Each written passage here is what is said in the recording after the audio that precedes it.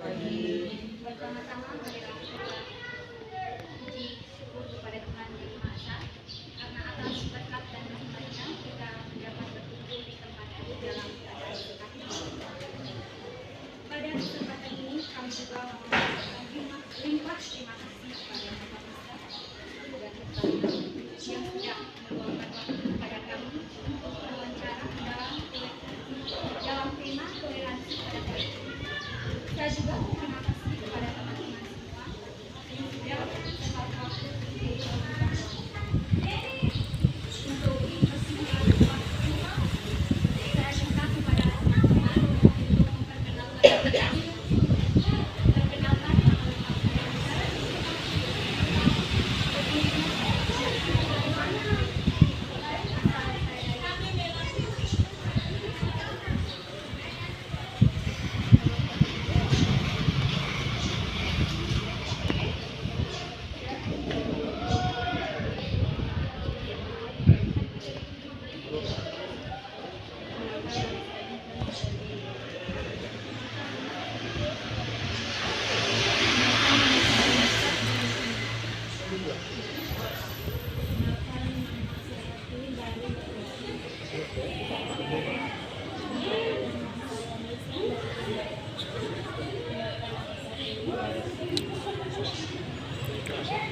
Perkenalkan, nama saya Nia dari Cileunyi.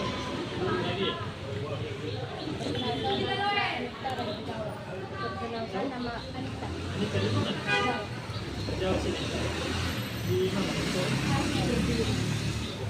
Perkenalkan, nama saya Rizky dari Lintang.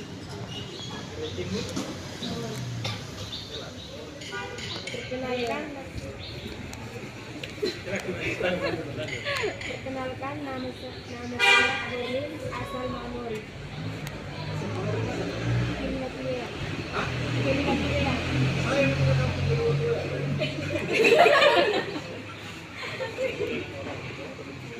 perkenalkan nama saya Elvi dari Marom.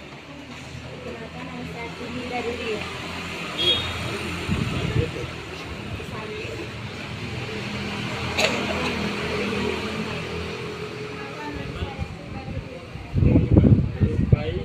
Perkenalkan nama saya Berni dari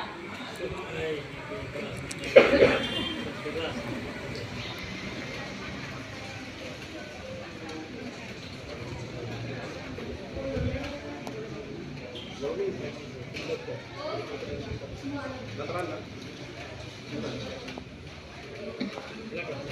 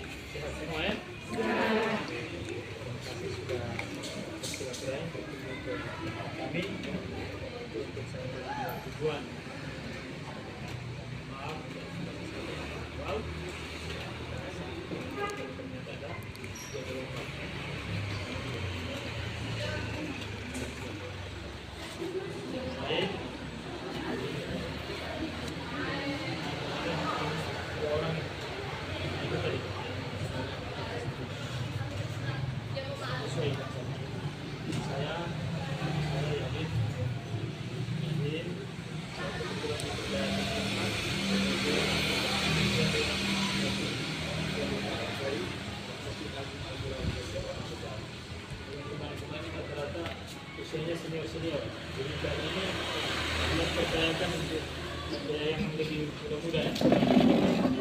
Mulai, jadi kita menyesuaikan, kita coba terbaik ya. Kemudian saya kerjanya di Bapeda, kita tahu Bapeda ya, pada perencanaan pembangunan daerah dan ada. Ya. Kalau dari kecil kan juga sama di Tegal, cuman saya asalnya dari utara, perbatasan antara ND Utara dengan Nadikiau, dulu masih ada daerah Garam. Jadi bukan jauh-jauh dari luar sana ya. Kita ya. Silakan Pak. Kalau saya anu asli seperti Nona, Kiliwatuya. Orang tua saya berasal dari Kiliwatuya, cuma saya lahir dan besar di sini. Karena orang tua dulu mencari nafkahnya di sini dari awal tahun 70-an, kita jadi lahir besar di sini semua. Saya bertindak sebagai ketua bidang kepengurusan jenazah. Kalau ada saudara-saudara kita yang meninggal, saya mengurusnya dari awal dia meninggal sampai ke pengukuran sampai ke doa bersama. Terima kasih banyak. Jadi beliau ini kalau ada urusan kematian, nah itu beliau punya urusan. Mulai dari mandikan dia, mengkafani dia sampai ke penguburan, nah itu beliau punya urusan. Kita cari orang muda-muda supaya ke situ, itulah salah satu bagian dari kepengurusan yang ada. Dan silakan Pak Nasir ini. Saya Muhammad Nasir Wadari, biasa dipanggil Pak Nasir. Kalau di sini sebagai ketua bidang pendidikan, kunjungan hari di sini pas. Untuk keseharian saya penyuluh agama Islam, pas juga ya, wawancara ini. Asal dari Dodo. Oh ya. Oh dunia. Nah di pasar Kongen. Hah? Benar Kongen juga? Hah? Boleh kita tahu. Oke, itu saja. Nah, silakan. Untuk mempersingkat waktu, langsung saja waktu dan kesempatan saya berikan kepada teman yang bertugas sebagai pembawa. Terima kasih atas waktu dan kesempatan yang diberikan kepada saya. Saya di sini sebagai pembicara ditugaskan oleh teman-teman. Kita langsung saja di pertanyaan pertama. Bagaimana pandangan agama Islam tentang dialog antar umat beragama di Indonesia? Oke, baik. Terima kasih. Pak Nasir mungkin bisa langsung saja nanti baru kamu. Ada Indonesia. Di Indonesia. Indonesia, skop nasional. Pandangan agama Islam. Ini sebenarnya jawabannya sama-sama saja. Kita hanya mengulangi saja. Soal toleransi. Dialog. Dialog. Tapi kan dijelaskan bahwa dalam dialog antar umat beragama itu, kalau dalam Islam itu sudah jelas sekali disampaikan, bahkan ada ayat khusus yang mengatakan bahwa nah di situ bagaimana sesungguhnya sebenarnya agama itu sudah generasi. Di situ sebut umatan, tinggal umatnya saja memperlakukan agama itu seperti apa. Kemudian ayat disebutkan ja'ala menjadikan. Nah, proses seperti ini bagian dari menjadikan atau bagaimana kita memahami agama, toleransi, interaksi dalam urusan agama maupun dalam urusan sosial. Bagaimana kita menjadikan umat itu supaya mengerti bagaimana caranya toleransi yang baik, moderasi yang baik. Maka yang terakhir juga disebut menjadi agama yang wasata. Agama pandangan Islam itu menganggap bahwa umat Islam itu harus menjadi wasi. Sebenarnya artinya menjadi wasi. Wasi itu berarti harus berada di tengah. Jadi dia tidak ekstrim ke kiri, tidak ekstrim ke kanan, tidak berat kiri, tidak berat kanan. Berarti harus menjadi adil. Adil di sini maksudnya harus membela kedua-duanya tidak. Maksudnya adalah kalau ada yang benar, belalah yang benar. Kalau ada yang salah, jangan dibela, meluruskan. Nah, adil itu dalam arti yang lain bukan berarti memberikan hak yang sama. Misalnya kalau kita pakai sendal, kalau sandal ukuran TK atau sepatu ukuran TK jangan dipakaikan ke anak SMP kan? Berarti harus memberikan proporsional yang sesuai kebutuhannya. Itu maksudnya adil dalam urusan maupun beragama maupun sosial. Nah, Islam ini dalam urusan pandangan Islam, dalam urusan toleransi ini, bahkan bukan hanya urusan agama, bahkan dalam urusan makanan Islam itu mengatur bahwa makan itu tidak boleh berlebihan. Saya sudah berlebihan ini sebenarnya, jadi sudah tidak moderat ini. Bahkan Islam mengatur dari urusan makanan sampai kepada urusan agama. Jadi dalam keseharian kita sudah diatur dari bangun tidur sampai tidur lagi, diatur polanya. Hanya kadang-kadang memang kita sebagai individual manusia, kadang-kadang kita mengingkari aturan-aturan itu. Jadi kalau pandangan Islam dalam agama sudah jelas sekali bahwa ada batasan-batasan tertentu dalam urusan agama. Ada ayat lain bahwa lakum dinukum waliyadin, bagimu agamamu, bagimu agama. Dalam urusan agama kita tidak ikut campur. Teman-teman mau bisa di gereja silakan, kemudian teman-teman kita yang mau sholat silakan. Tidak pernah ada selama ini teman mau ke gereja kita tahan, jangan. Baik kita mandi dulu, ada mandi di soal kemarin, kan tidak pernah. Ketika mau ibadah silakan beribadah dulu. Dalam interaksi sosial kita sama-sama. Jadi kita misalnya dalam urusan kematian, pernikahan, selalu kita sama-sama. Bahkan kita selalu menjadi bagian kepanitiaan. Mungkin nanti ditambahkan oleh kakak senior nanti. Baik, terima kasih Pak Ustadz Nasir. Jadi ini Ustadz muda ya. Kembali terkait dengan konteks pertanyaan tadi soal bagaimana pandangan Islam tentang dialog ya. Tadi dalam podcast sebelumnya sudah disampaikan oleh Pak Ustadz. Tapi kalau ditanya soal dialog, Islam sangat konsen dengan dialog. Dialog itu kan artinya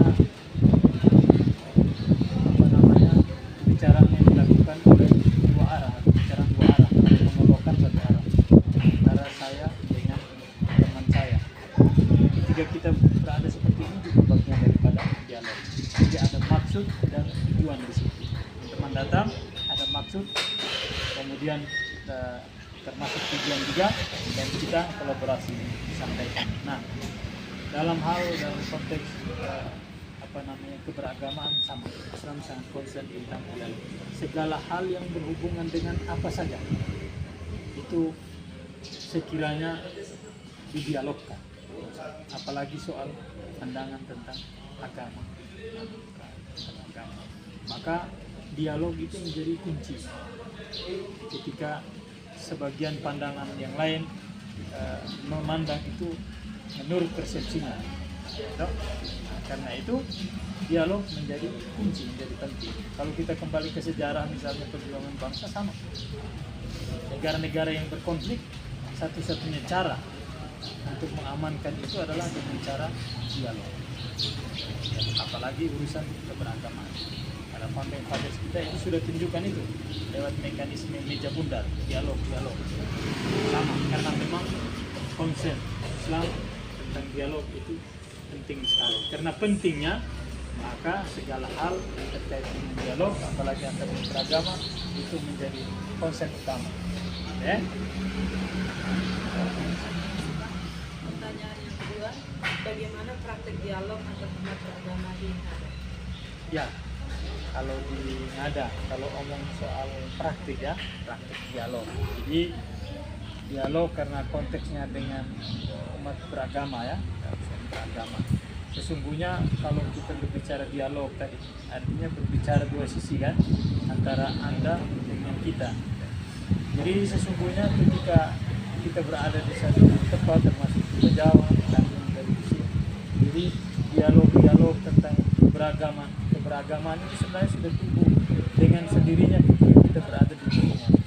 Ketika teman-teman SD, SMP, kuliah sampai dengan kerja sekarang, sehari-hari kan kita bertetangga nih. Saya Muslim, tetangga sebelah saya ada yang Kristen, ada yang Katolik, ada yang jadi kita sesungguhnya itu dalam praktik dialog itu kita sering berdialogkan itu. Jadi baik yang urusan umum maupun yang dalam hal khusus seperti yang berkaitan dengan urusan agama. Begitu juga di kantor teman-teman yang ini. Umumnya itu kan yang berhubungan dengan agama itu juga masuki hari-hari besar, ya toh. Hari-hari besar itu biasanya intens, ada ucapan-ucapan selamat dan lain sebagainya.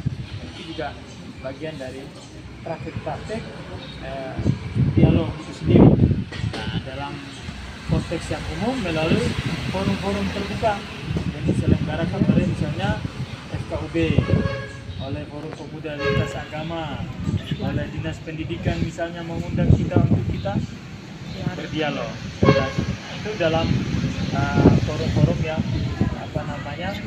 tertentu, ya loh. Nah, itu kita sering juga. Tapi sesungguhnya keseharian itu sudah terbentuk. Untuk berbicara hal yang umum maupun yang bersinggungan dengan. Dan di sini praktik agama itu sangat damai, sangat nyaman dan berjalan dengan baik. Gitu nih. Pertanyaan yang ketiga, apa pandangan agama Islam tentang toleransi hidup beragama? Ya, konsep Islam tentang toleransi. Pak Ustadz silakan review kembali yang tadi ya. Tadi sebenarnya sudah disampaikan itu bagian dari penyampaian secara umum bahwa Islam itu terbuka tadi sudah disampaikan.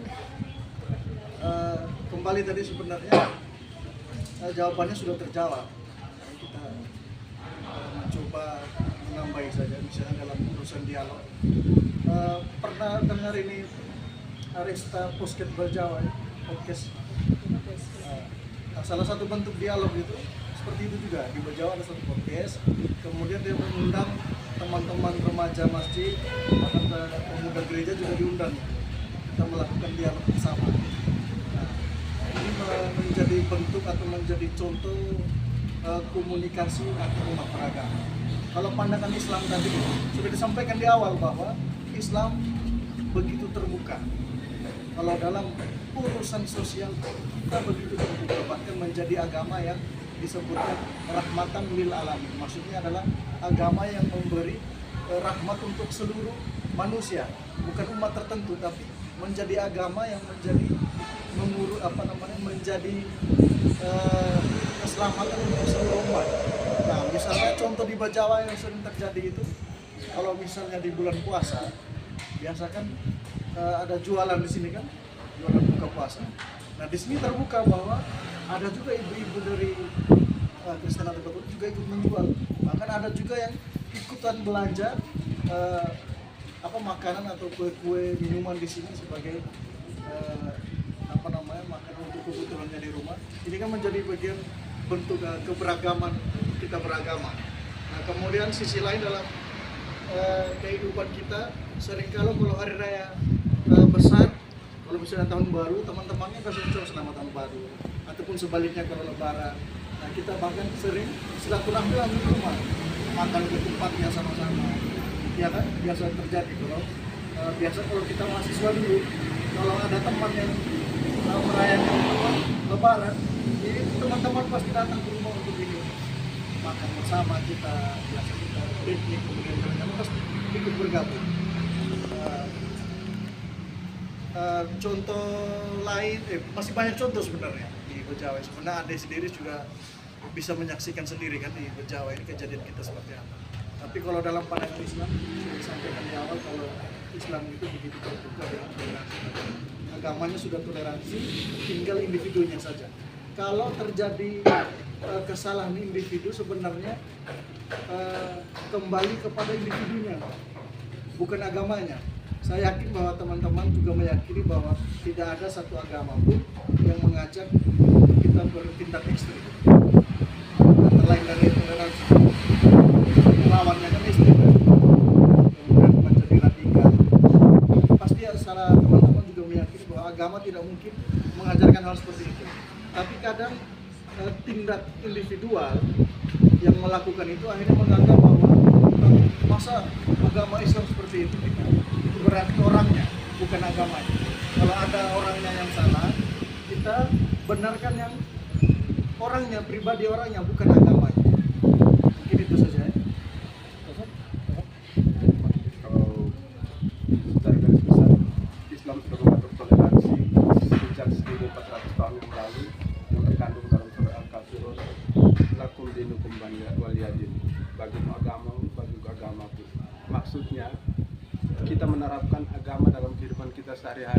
tidak saling mencampuri untuk proses seperti misa, sholat. Kita tidak bisa mencampuri itu karena sudah ada batasannya. Tapi untuk kehidupan sosial masyarakat, untuk kehidupan keseharian kita, toleransi dan tenggang rasa, saling bahu-membahu itu sangat-sangat diperlukan. Karena apa? Untuk memperekat kerukunan umat beragama.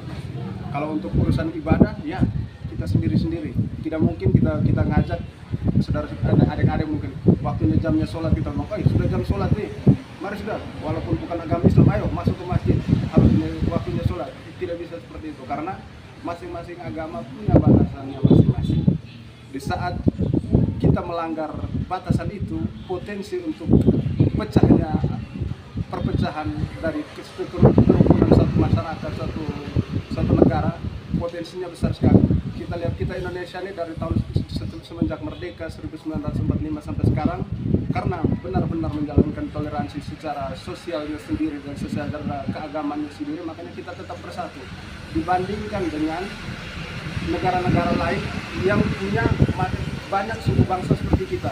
Kita bandingkan dengan Yugoslavia zaman dahulu. Yugoslavia zaman dahulu sekarang terpecah menjadi Serbia, Montenegro, Bosnia, Herzegovina dan lain-lain. Karena apa? Mereka tidak punya salah satu sikap toleransi jaga peluang. Kita bersyukur di Indonesia ini kita masih di pendiri bangsa masih memberi kita fondasi yang paling kuat, yaitu Pancasila. Walaupun Bhinneka Tunggal Ika, walaupun berbeda kita tetap satu. Maksudnya berbeda dalam hal apa, tetapi satunya dalam hal berbeda dalam hal keragaman agama, budaya, ras, suku dan bangsa, tetapi satu dalam kesatuan Indonesia. Salah satu cara untuk memperekat yaitu dengan toleransi dan tenggang rasa dan kerjasama antar umat beragama.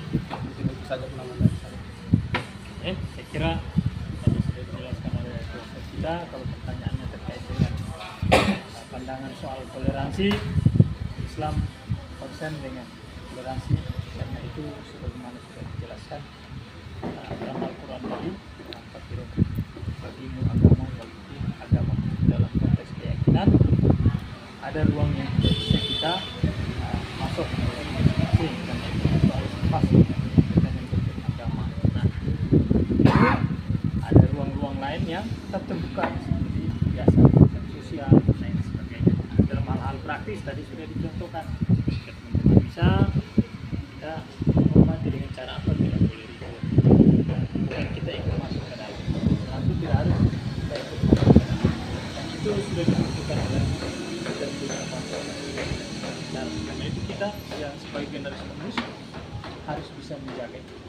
Dan semua yang terkait dengan toleransi dan pandangan Islam juga sudah termaktub dalam Pancasila itu sendiri. Nah, itu saya kira jelas tentang toleransi. Islam sudah konsep. Ya.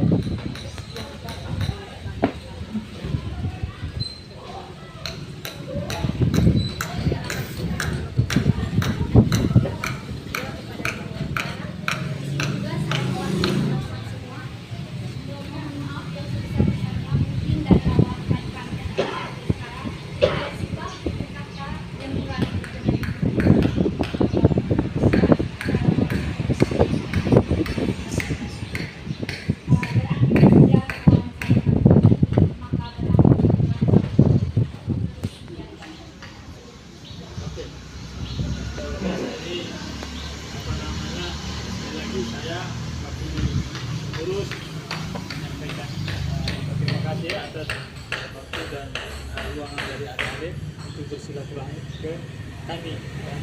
Sampaikan terima kasih karena itu kami juga ingin mungkin memesan satu dua hal sebelum adik-adik kembali. Dua kami sampaikan maaf untuk pelayanan karena tadi sudah dari awal saya sampaikan. Saya harap mungkin di kesempatan berikut kita bisa jumpa lagi. Silakan kita berdialog dalam hal apa. Atau ketika ada menemukan satu hal yang bersinggungan dengan ras, ya, itu silakan. Karena itulah kenapa teman-teman datang ke sini untuk apa? Karena teman-teman adalah bagian daripada agen kita. ingat teman-teman pemuda, teman-teman orang muda ya, yang lagi belajar itu adalah faktor pelajar. Faktor pelajar berarti segala sesuatu hal yang didapatkan di lapangan harus dianalisa, kemudian baru dialogkan ketika ada hal yang kurang pada sesudah itu baru jangan, apalagi dunia media sosial sekarang ya, muncul ini kita langsung ini, padahal kita belum melakukan konfirmasi benar tidak, karena itu menurut pandangan kita kan belum tentu fakta, karena kita jadi agen perubahan itu ya, dari kaum pengajar, maka pesan kami supaya ketika balik dari sini diharapkan ya, ketika ada hal-hal yang bersinggungan dengan keberagaman kita, itu diharapkan bisa didialogkan, karena hanya dengan cara dialog kita saling memahami berbagai hal yang tadi kita sebutkan. Itulah bagian daripada toleransi. Ketika teman-teman mau datang dan mulai dengan berbagai jurusan, kita menghargai dengan rasa toleran tadi jurusan di sisi umum ya. Dan dalam hal keberagaman bersama, jadi ketika forum atau kegiatan-kegiatan keberagaman kita ikut berpartisipasi pada salam baru, ada pernikahan, ada sambut baru, kita juga menjadi bagian ya. Karena itu sekali lagi saya teman untuk juga kembali hal yang dirasa sekiranya itu menjadi satu pertanyaan, silakan kita berikan. Misalnya soal azan, kenapa umat Islam di 5 waktu seringkali pertanyaan kalau kita belum tahu memanggil orang di atas sholat atau memanggil Tuhan saya umatnya untuk di jam ini harus sudah kita mengingat Tuhan dari jam 8 kita kerja sampai jam 12 kita boleh beristirahat dulu lah, kita berdoa laboran kan, dan berdoa itu suatu faktor karena kita bilang kita ini sebagai umat yang beriman, tapi kita kerja nih dari pagi sampai sore dan ada istirahat untuk berdoa. Nah itu di subuh hari antar waktu ini mari kita berdoa. Jadi di setiap gerak langkah kita itu harus ada Tuhan selalu, karena kita yakin bahwa Tuhan akan selalu berada dan membimbing kita di sana. Itu doa-doa juga harus ikut serta dalam berbagai aktivitas kita. Begitu juga ketika mungkin di daerah lain ya ada isu soal pandangan keberagamaan kita, ya kita jangan cepat-cepat untuk ambil kesimpulan dan kita diam. Teman silakan boleh bertanya. Ada teman-teman yang muslim juga mungkin di kampus, ya silakan. Ketika ada hal yang ditemukan ini bolehlah. Karena itulah kenapa mengedepankan dialog itu menjadi sesuatu hal yang mutlak. Karena kunci dari toleransi salah satunya adalah dialog. Kita saling menjaga. Ada hak Anda untuk dijaga, tapi di sisi lain ada hak saya juga untuk bebas bertanggung jawab. Gitu ya. Saya mohon maaf bila pelayanan kami. Saya harap di lain kesempatan kita bisa sepakat. Karena kita jaga. Tugas kita sama-sama untuk menjaga keamanan dan kedamaian yang ada di Bajawa dan sekitar Indonesia. Karena Bajawa salah satu epicentrum daripada moderasi, salah satu lokasi atau tempat yang dinilai yang luar punya keberagaman dan toleransi yang sangat baik di sini. Karena itu tugas kita untuk menjaga dan merawat. Apalagi tugas kita. Terima kasih banyak. Doakan anak-anak selalu ya. Dari kampus, salam dari dosen dan teman. Mudah-mudahan aman dan yang berharga. Kembali ke